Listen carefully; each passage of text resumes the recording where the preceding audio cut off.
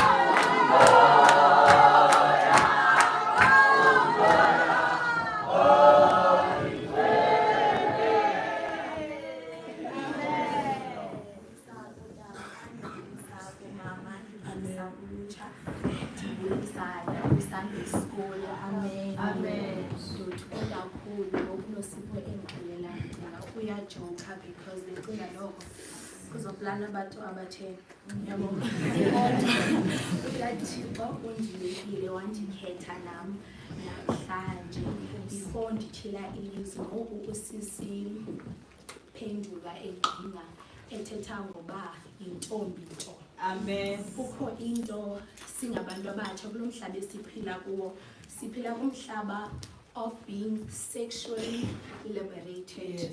Ngoku you don't need to have sex in order to have pleasure. Usathana usibukelisa izinto ezingamanyukunyezi because nam bendiyi-victim yokubukela i-porn, nam bendiyi-victim yokwenza masturbation because in my head I'm like, I'm not having sex with anyone, I am pleasuring myself. Kodwa mntomtsha, i-masturbation and i-porn is a sin because omisi bayabuza bathi theni nina ninganqini nithi uYesu uyayigcina intombi. Isasingqini ngalo Yesu sithi sizintombi ngoba zikhona izinto esizenzayo ekoneni. Siyavala umnyango sizifihle ngoba usathana uyayitshintsha ingqondo yethu ngoba kufuneka ulale nomuntu ngoba you can give yourself pleasure kodwa awuyazi uba lento eyenzayo yimimoya. Ukhona umoya olala nawo njengoba wena engqondweni yakho uzixelela uba awulali namntu kodwa ulala nedimoni. Before ilizwi lethu solifumana kuJohn chapter 10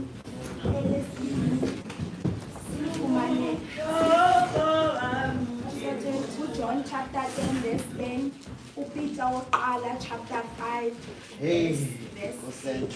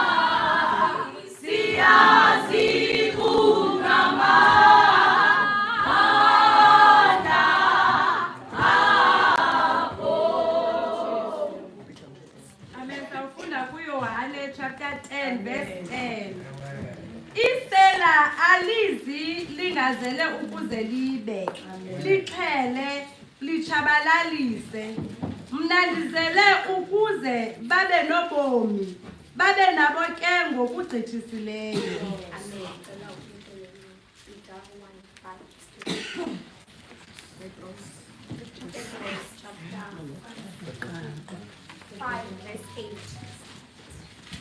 Verse 8. Yibani nobungqathu phaphani ngokuba ummangaleli wenu umtyholi uhamba njengengonyama egqumayo efuna ubani angamginyana. Nami ke ngumntana ka-Sunday school, ndikhulele enkonzweni, nami ndikhule abantu becinga ndi-perfect, nami bendingafuni ukusindisa ngoba bendisixelele uba apha engqondweni yam kufuneka ndiqale ndibe perfect. Enye i-illusion usathana ayifakayo ebantwini abatsha uba kufuneka sibe perfect. Abantu abatsha ayikho i-perfection. Umntu o-perfect ngulo Yesu esimkhonzayo yedwa. Njengoba usathana le nto ye-perfection ayifakayo uyasibambezela, ufuna uba singafikeleli kuTata uThixo. Lithi eli lizwi usathana uze ezokuba ezobulala ezotshabalalisa. Nam ndikhulile ke apha ecaweni, ndikhula ndihamba kakuhle, abantu becinga ndi-perfect, abantu becinga ndiyakholwa, kanti mna engqondweni yam ndiyayazi uba andiyifuni yonke le nto eyenzakala apha. Ndiyababona ootata usasa bayashumayela, ndiyababona oomama bathi mandiye ecaweni, kodwa it's fine ndimamele, kodwa ndiyayazi at the back of my mind mna ndizoqhubeka ndenze le nto endifuna uyenza ngexesha lam. Yafika ke ixesha loba ndihambe ndisuke ebazalini ndiye eKimberley, ndaqonda uba nantso ke ndiyaqala life yam iyaqala. Kanti andiyazi uba usathane uvule umlomo, andiyazi uba eKimberley ndilindwe yingonyama, andiyazi uba eKimberley ndilindwe ukuqwenga, ngoba bendicinga kum ndizidlela i-nice time, bendicinga kum engqondweni yam uba ndiheva ifani, ndifuna uku-experiensa izinto. Ngoba usathane uyathanda uthi wena awuyazi le gawukhuzame le, wena awuyazi le gawukhuzame le, kodwa nam ndazizama ezi zinto kodwa khange zindise ndawo. Zonke ezi zinto khange zindise ndawo, kodwa into ayenzayo usathane ufuna ungumntu omtsha ube neshame. Xa kushunyayelwa wena, xa kuthethwa izinto wena uzidisqualifya. Athi usathane xa kushunyayelwa athi wena kaloku awungeni kule, akuthethwa nawe leyo. Oqala usathane ufuna uba ube neshame. Owesibini usathane xa kuthethwa ufuna uba ube guilty. Owesithathu usathane ufuna ukukufihlela uba uTata uThixo uyakuthanda. Elokugqibela ilizwi licela kuJeremiah chapter 29 verse 11. Wababiza bonke unoma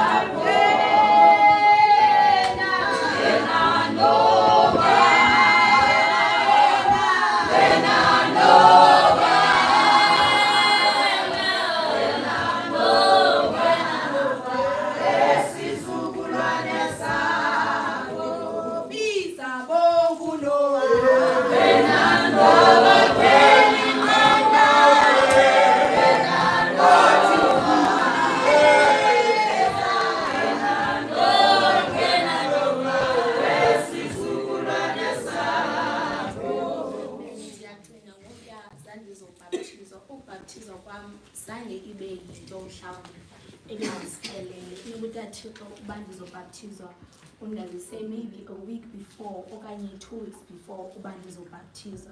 Qomba Thixo ndizobhaptiza, ndaqomba okay, ndangayihoyi le nto. Inowathi kaThixo uzobhaptizwa, ndangayihoyi le nto. Ndiyakhumbula sengigqibile ngecawe ndisithi ndizoya ecaweni ndiyoxelela uTata Sasi uba ndithathe isigqibo uba ndizobhaptizwa. Ngaloo cawe andakwazi ukuya ecaweni, ndaphinde ndabuya noba bekungumvula ndaxelela uTata uba tata ndizobhaptizwa kulo nyaka. Kanti uTata umfundisi Thixo ebesethethile kutata umfundisi wathi uba ndizoya emanzini. Yakhona xa ndizobhaptizwa ngalaa cawe ebusuku phaa ngoo-3 kuvuke into kum ethi mandihambe ndiyothandaza phaa elowa ndingayihoyi.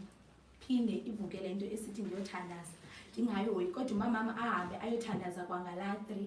Okay, ndiqonde ndine-confidence ngoku ndihambe ndiyothandaza. Ithi xa ndisaphakama phaya ebhedini ndikruneke, like ndiphantse ndiwe, I think ndophuka ithambo apha ndisenaso isiga. Loo nto ibonisa uba usathana kubomi bam ebengandifuni. Kwa the same week ngomvulo sivela kwiBible class umama sihamba soyi-2 sivela enkonzweni, kubekho nje imoto edubulayo kwadutyula inoba ishoti yaphuma so phambi kwamehlo am. Leyo ibiyiplani usathana ebenayo ngobomi bam. Mna bendicinga ndinayo iplani ngobomi bam, kanti bendingayazi uba usathana ikhona iplani anayo ngobomi bam. Ilizwi lithi uba usathana yokuthi kaThixo umile emnyango uyoqonkqoza, kodwa usathana yena akaqonkqozi bantu abatsha. Usathana uyafika azibonele, usathana uyafika akwenzise izinto wena ongafuni uzenza, uzenze noba ungafuni, ngoba usathana into ayifunayo ufuna sihlazeke. Usathana ufuna uba sibulalwe, usathana ufuna uba sife. Cela ufundishe sisi. Afunda kuJeremiah 29 verse 11. Ngokuba ndiyazazi iingcinga endizicingayo ngani, utsho uYehova, iingcinga zoxolo ezingezinto ezobubi, ukuba ndininike ikamva nethemba. Niya kundinqula nize nithandaze kum, ndiniphulaphule. Scripture esithandwa ngumntu wonke ngoba for I know the plans that I have for you, plans to prosper, plans not to harm. Kodwa le comparison ifike yaba yinto enzulu empilweni yami. Ewe, uThixo unazo iplani ngobomi bethu, kodwa namhlanje ndifuna niyazi uba as much as uThixo enazo iplani ngobomi bakho, ukhona omnye umntu oplenayo ngobomi bakho, ukhona omnye umntu ofuna ukuwisa. Ngoba nam ngoku ndingekile entsingisweni, there's so many things that are happening in my life and ndiyothuka ndiyazibona uba bendizibambezela. Sometimes ndivele ndilile ndithi kanti tata Thixo undithanda kangaka, kanti tata Thixo ezi iplani ibiziplani onazo ngobomi bam, because mna bendingazazi izinto ezenzakalayo ebomini bam. Zininzi uThixo iplani andibonisa zona ngobomi bam, and ndiyabona uba ziplani ezibhetele kunezi mna bendiziplanele zona. Abantu abatsha ndisazohlala phantsi ndithi ukhona utata uThixo, especially kule generation ekhulayo esakhulayo. Sithatheleni utata uThixo bantu abatsha. Utata uThixo uyamnceda umntu omtsha, utata uThixo uyamgcina umntu omtsha, utata uThixo uyamphumelelisa umntu omtsha. Utata uThixo cela asigcine abe nathi. Amen. uYesu uyamgcina umntu omtsha.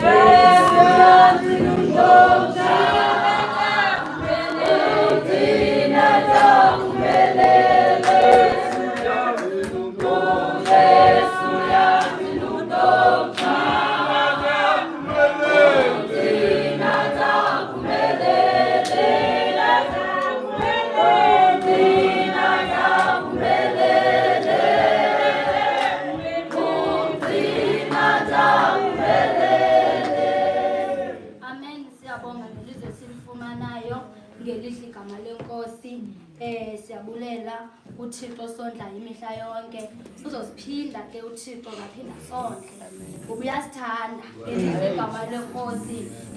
Uyazibona inhliziyo zethu, indlela ezinqanywe ngayo.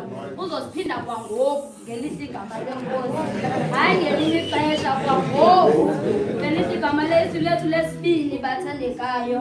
Sizolifumana kuMiss Soqhanga ngelihle igama lenkosi. Sengathi ngayibona lo mini, engathi samkele uYesu thinde, engathi ngayibona lo mini, engathi samkele uYesu thinde, engathi ngayibona lo mini, engathi samkele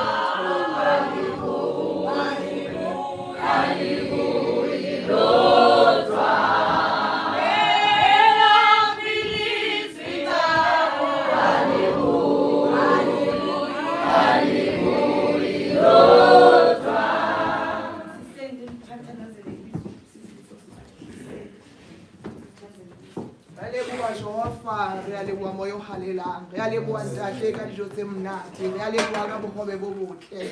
Moya o halelang ke enwa ngwana hao ntate, o tlo re phakela, re a kopa ka lebitso la Morena Jesu hore ebe wena o buang hlonolofatse ntate phutheho ya hao. Re a leboha moya o halelang ka ho ba lehlonololo le lekalekale, re a leboha ntate, a buise ku wena. Amen. Afuna kuPetros wokuqala chapter 4 verse 1. Isihloko ukulahlwa kwesono. Ekubeni ngoko uKristu eve ubunzima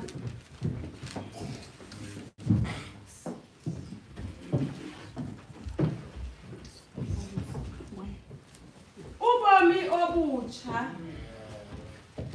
njengoko noKristu wamelanayo nale ntlupheko yalomhlaba, ngokunjalo ke nani zimiseleni nifuze yena. Kaloku umntu osikidiweyo intlupheko uyalumleka esonweni, aze athi ke ngexesha asenalo emhlabeni angaphileli ukwanelisa iminqweno yesimo esidala, koko aphilele ukwenza oko kuthandwa nguThixo. Ngoko ke lanele elaa xesha nilidlele ebuhedenini. Kaloku ngoko nalingoo-andikhathali, nibawa, ninxila, nithanda iziyunguma, naningamakhoboka embarha, naninqula ngendlela elisikizi. Oontanga ndini ngoku bathe nqa ukuba ningasahambi nabo kobo bundlobongela bokuzibhubhisa. Yiyo le nto baninyelisayo. Kambe ke baseza kunika ingxelo kulowo uhlalele ukugweba abahleliyo nabafileyo. Naso isizathu esabangela ukuba iindaba ezimnandi zishunyayelwe nakwabo bafileyo ngoku. Ewe, zashunyayelwa nakwabo babegwetyiwe njengamntu wonke, khona ukuze ngokomoya baphilele uThixo. Verse 1. Njengoko noKristu wamelanayo nale ntlupheko yalomhlaba, ngokunjalo ke nani zimiseleni nifuze yena. Nali ke izwi ke bathandekayo. Akho nto eninzi endizayithetha. It's pretty self-explanatory. Iyakuxelela into ukubana ubomi obutsha kumele wenze njani. Uverse 1 uthi njengoba uKristu naye wamelana nayo konke inhlungu zalomhlaba, nawe zimisele ukuba nawe uzawumelana neenhlungu zalomhlaba, ngoba kaloku ngoku awusaphileli wena. Nalamzuzu wena wenze la nto kuthiwa ukuvuma ngomlomo, ukholwe ngenhliziyo ukuthi Yesu uyinkosi, kwaphuma ubuwena bangena uKristu. Uthi uriba apha uthi uYesu ndime emnyango ndiyaqonqoza, ndime emnyango ndiyaqonqoza. Nala moment wena wathi ngena Nkosi, wavuma umuntu yokubana adle nawe, ahlale nawe, abulawe, ahambe nawe, alale nawe, futhi nento ayicingayo ayicinge nawe. Amen. Ayicinge nawe. Zimisele ukuba nawe uzawufana naye. Kuba kaloku ukhona umhlobo othi baze kwabonakala thina sofana naye. Fana naye uselapha. Susulile into yoba ude umka apha emhlabeni uthi xa uphayisa umthwa uyafana naye apha. Sibone apha ukuba uyafana noKristu. Lo Kristu kukhanya. This is Milaka uNdumiso number 27. Ithi ingundikhoyo nje ondikhanyiselayo. Ndiyakoyika bani? Ingundikhoyo nje ondisindisayo. Ndiyakoyika lo uyasikhalisela andikhumbuli ndisiva kuthiwa bakhona abanye oThixo abakukukhanya abakukuphila abayiyo futhi nenyani futhi andikhumbuli kuthiwa ukhona uThixo wakhe wavuka seyefile andikhumbuli kuthiwa ukhona uThixo owakhe wavusa abafileyo andikhumbuli kuthiwa bakhona abathixo abakhe baphilisa umuntu umbona umuntu seyefile kodwa aphile not even by uThixo ubana ekhona apha kuye but because of ifaith yethomi yakhe ngenxa yokuba ifriend yakhe likhona uyakholwa ukuthi uThixo unakho ukumphilisa andikhumbuli khona loo nto ndiyifunda nakutheni le nto wena uzawuthomtsha ungafuni ukuyimela ikhona enye indawo phayana ithi because of the sufferings of Christ nawe kumele uvuyile yobana nawe you are suffering apha emhlabeni ngenxa yaloo nto vuya ukuba wena you are suffering on this earth because of Christ if uyakhumbula ngela xesha ubungekakholwa ubungabulaleki ubuziphilela uvuka ngexesha lakho othanda ngalo kodwa ngoku kuthe waza kuKristu amehla vulekile uyabona ezikhona ezinye izinto abengathi zingaphezulu kwamandla akho loo nto ithi ke ngoku njengoba unalo ngqondo funeka wenze lento kuthiwa lo mhlabelelo hlale esandleni sakho azogcina litsho lelizwi lakhe hlale phansi kwesandla esinamandla ukuze ngexesha elifanelekileyo akuphakamise hlale esandleni sikaNkulunkulu ntombi hlale esandleni sikaNkulunkulu ntombi hlala esandleni sikaNkulunkulu hlala esandleni sikaNkulunkulu uthembeke kuye ngoba naye uzawuthembeka kuwe uzawuthembeka nakuwe ukuba wena uthembekile ithi enye indawo ngenxa yokuba wena uthembele ngondikhoyo akukho nanye into ezawusondela kuwe ikubulala ngenxa yokuba wena uthembele kuye akho sifo akho nto ezakubulala wena ngoba uthembele ngondikhoyo ngondikhoyo namandla akekho omnye umuntu litsho nezwi likaThixo into yobana ezantsi emhlabeni nasezulwini alikho elinye igama esingaphinda sisindiswe ngalo igama likaYesu Kristu Yesu Kristu uba ungaphuma kule ndawo uthi ndithatha isigqibo sivile kuthethwa apha nokuba ubungazimiselanga nje mhlawumbe usithi uzojonga abakwenzekani khawuthatha isigqibo namhlanje uquka uzimisele wethembeke kuye ngeke akudele utsho nomhlabelelo ngeke akudele uhlale nawe uze kube phakathi ngeke akudele nazi iproof zikhona nabo sisibethu bajongile ukuthi uYesu uyamgcina umuntu omtsha uyamgcina ade aphumelele futhi thina ukuphumelela sithi ngafamba zi-materialistic things kanti na-spiritual uyaphumelela na-mental uyaphumelela na-emotional uyaphumelela uthi umzalwane abenqina wathana nge-depression that I know that very well because nami benginguye umuntu o-depressed into yayindenzeke mna ke ndibe ne-depression into yoba ndandiyibaleka le nto ndiqonda uba Nkosi I'm not ready ukuba ndibe likholwa ngoku ndiqala i-first day yam eyunivesithi ndisafuna uziphilela futhi ndiyayibulela ifemeli yam eyathi awuyi-res kuba kaloku babona unyawo lwam uba uzawuesta wena kamnandi nakho umntu owatshoyo my aunt wathi awuyi-res hlala phambi kwethu yaqomba ayindidikanga lena ayithethayo because kaloku mna ndifuna uziphilela ndimdala kaloku ndimgqibile ugrade 12 yintoni enye abayifunayo ngoku kum ndiyafunda ndifuna uzihlalela ndiziphilele ngoku uthembe ezanqanda sendimdala ngoku kanti uThixo unenjongo ngoba mhlawumbi kwandandile bengazophuma ndibe ngulo mntu namhlanje asiyazi uba mhlawumbi ubomi bam bunjani namhlanje kwaba buhlungu enhliziyweni yami ngo-2018 ndine-friend yami yase-high school igula ine-cancer ine-epilepsy inesifo zokuxhuzula ininzi into anayo umntana na-18 unezifo ezingaka kuye ndazibuza uba lo mntu lo uzithatha phi ezi zifo kwenzeka ntoni waxhuzula wane-cancer wane-brain tumor kwenzeka ntoni kulo mntu zange ke si-endewele i-friendship yethu e-high school kodwa sasimane sithetha sincokola Ndathi ndongena euniversity emane ndithumela kwi-messages ke. Kwafika enye imini esithi ngaxolisa ngendlela endandiphethe ngayo as a friend yami ndiyacela ukuthi siphinde sibuyelane sibe zi-friends.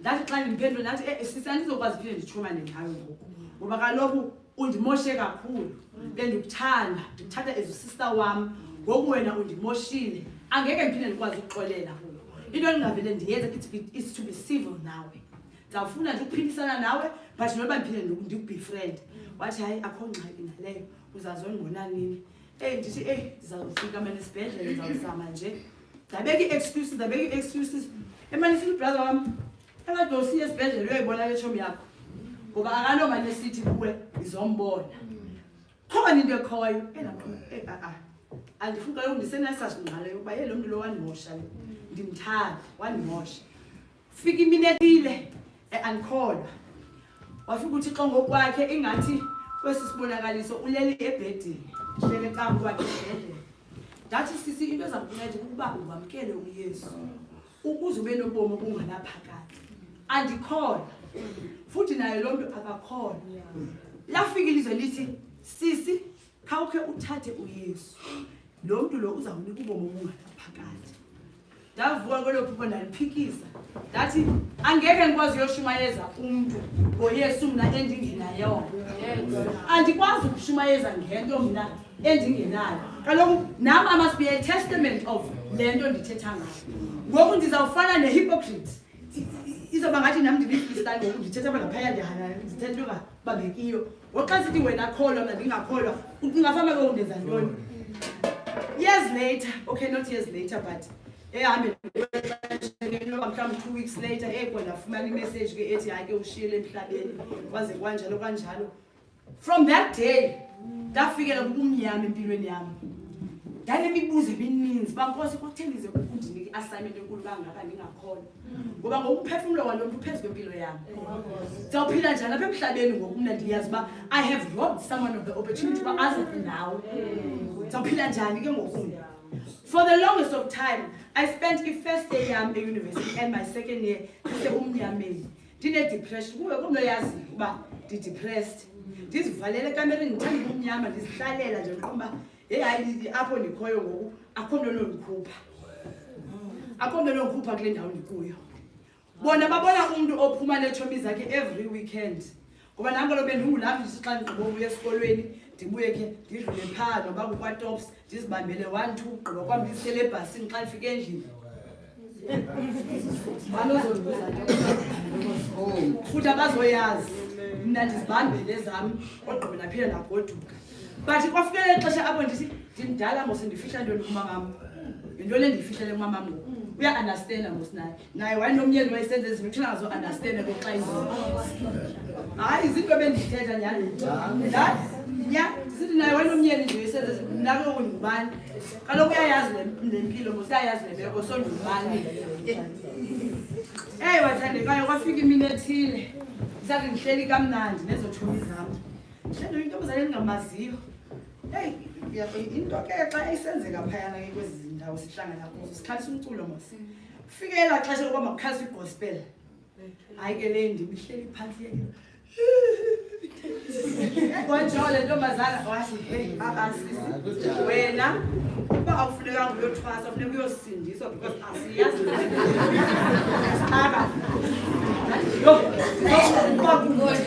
ndizobhaqwa kude ngokuba loko andiyifuni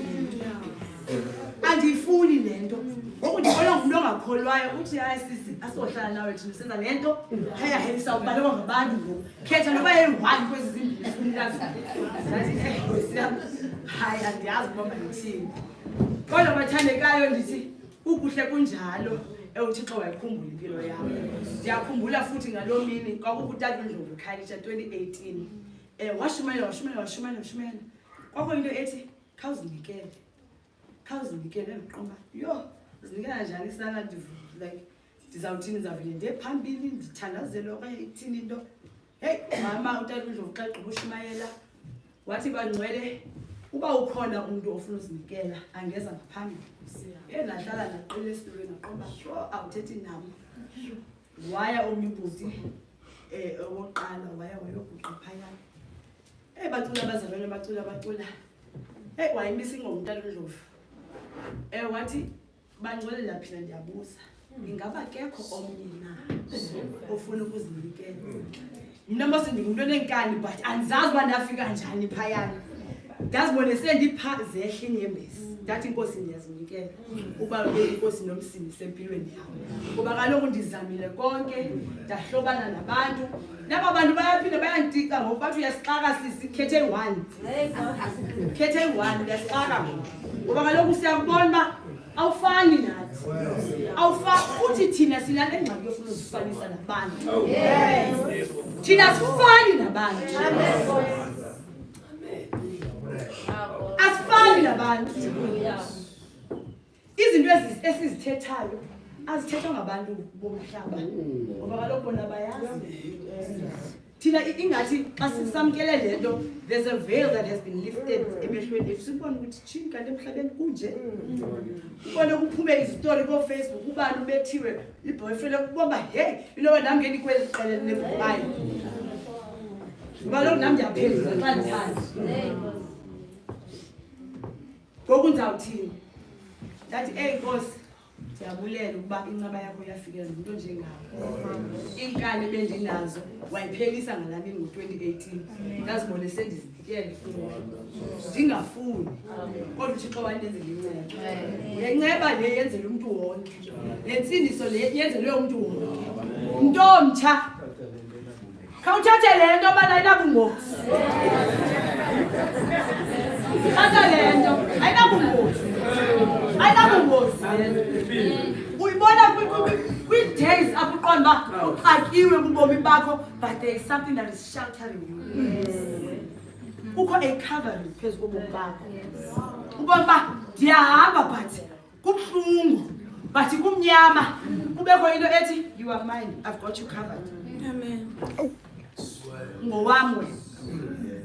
Kuba kaloku yena wasikhetha thina zange simkhetha. Wasazi thina singamazi.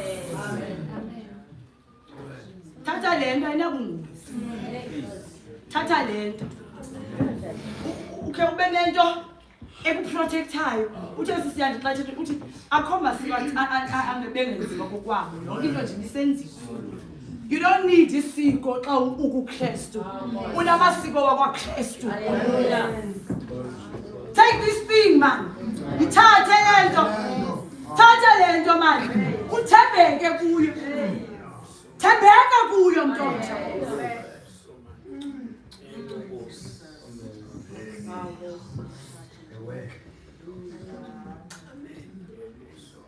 Yo, ndine picture yomntu othi sisifuni nenze lo A B C. Sifuni ndifuna bathi kanti kwenza ntoni kuli? What am I doing to you? Yintoni mna endikuvisa kamnandi ngayo? Mina ndifuna uviswa kamnandi nguwe. But wena there's nothing I'm doing for you. Hey. Sifuna uthi xa thembeke kuthi. But thina sithembeke kuye.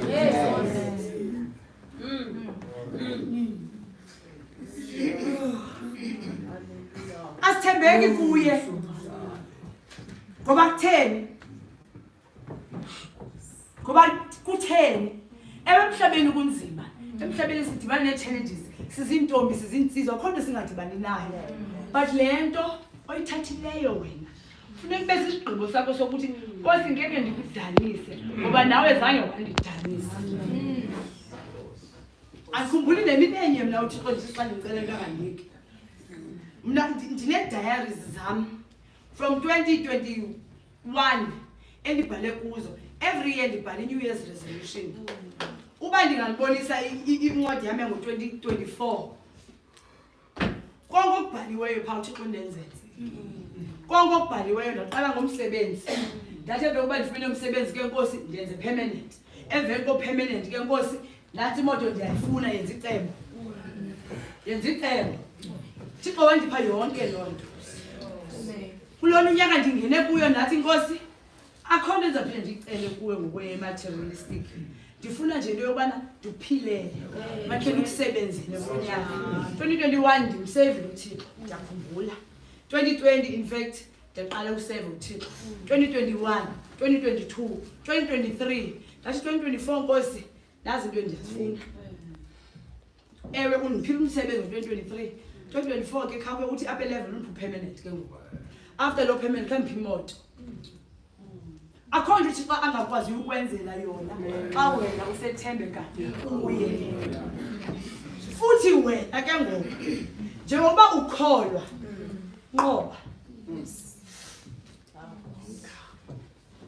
ngoba akhona ngazokufikela ungumuntu omtsha lihlala lisizimisele ngoba naye uKristu wadibana nazo inhlupheko zalomhlaba wena ke ungumfanekiso wakhe nangecharacter fana naye ngoba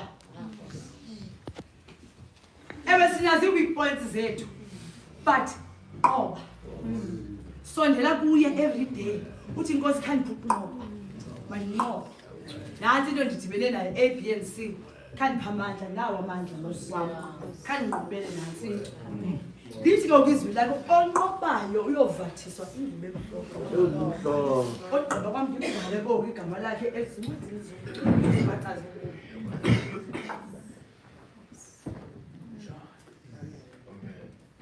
akakuniki i-instruction engela reward for it ithi la ngoba yonke into inomqhelo wayo nathi instruction ngoba nathi reward uzawuvathiswa ingubo emhlophe after that igama lakho libhale ezincwadini benamandla nawo uqaphuza incwadi hlale naye ekhaya ezulwini sifuna izulu makhebekho intombi uthi akuphela bangabi ngathi siyaziqhatha sibe khawukube intombi ethi ndifuna izulu funa izulu wena uba ulitheziswa nguNosipho myeke funa izulu wena funa izulu ngoba kaloku nje singabantu sihambe sifuna uyitshintsha lento nento sizithethayo sifuna ukuzilungiselela thina ngoba kaloku sifuna ide isifite asifuna ufitha kuyo sifuna thina isifite nanseni into don't compromise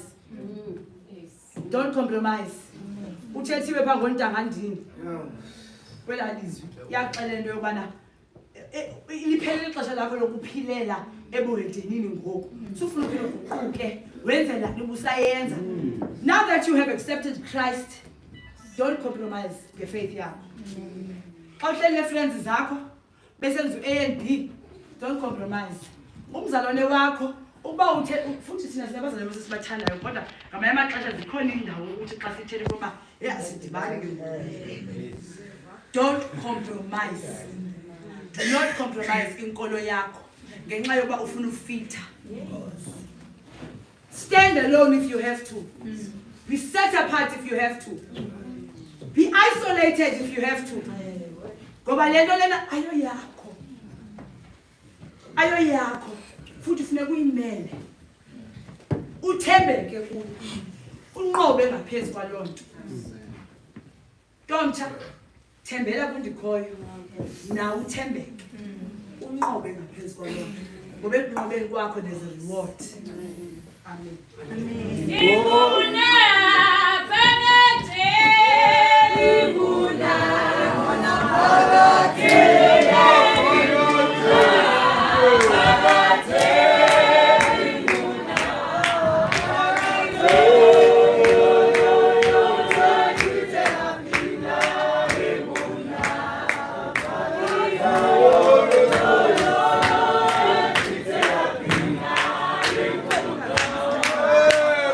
Yeah.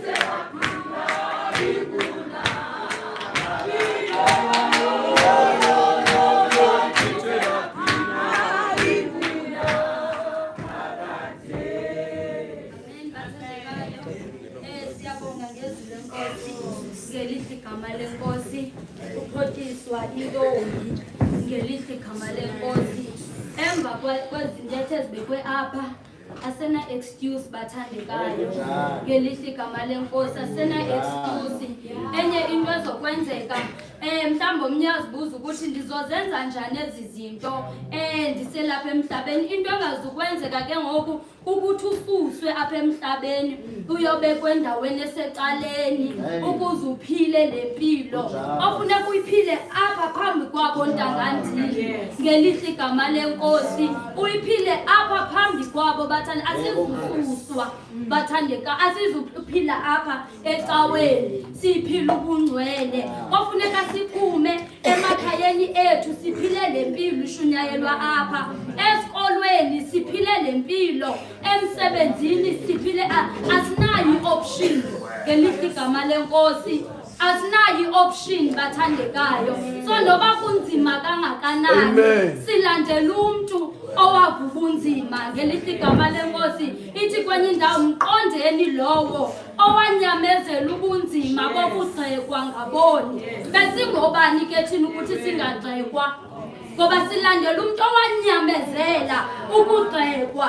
Besingobani ke thina ukuthi sinconywe kuthiwa siyakubongela uba uyithatha usemncinci sizobongelwa apha ecaweni siqhwatyonisa kodwa phaa phandle sizogxekwa. Funeka simqonde esimlandelayo bathandekayo. Mqondeni lowo owakunyamezelayo ukugxekwa ngaboni ngelihle igama lenkosi. Emsebenzini not wonke umuntu uzokhalalisela ukuthi usindisiwe.